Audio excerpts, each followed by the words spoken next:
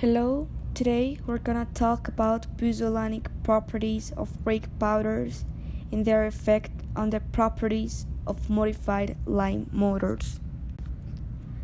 First of all, pozzolans and pozzolanic activity.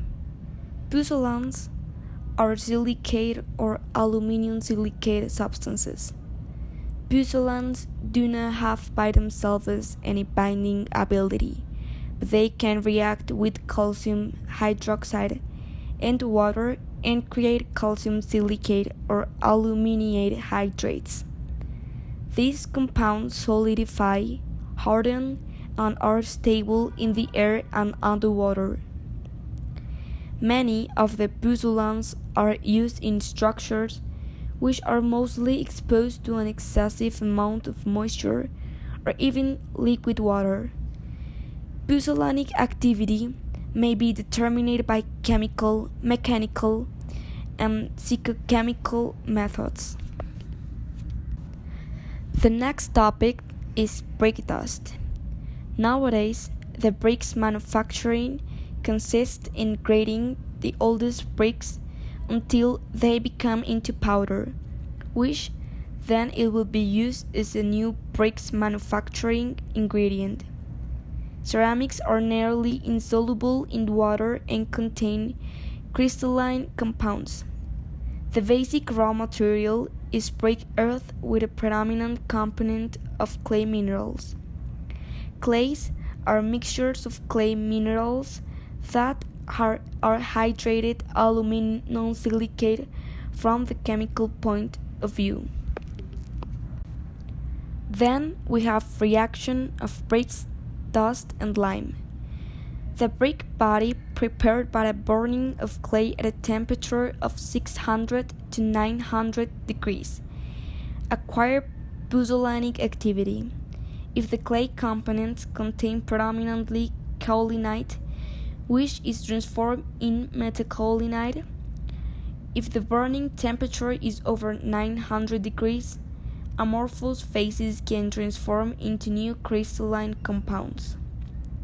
Hydrated kaolinite C2ASH8 is one of the main products of pozzolanic reaction.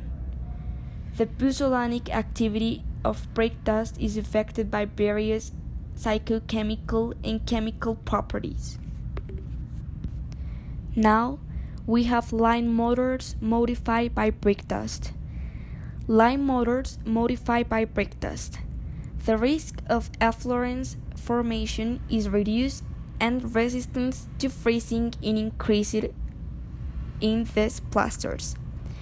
The result of the analysis was that the historical plasters were composed of lime, coarse aggregate, and fine aggregate, all of which were characterized by their pozzolanic properties.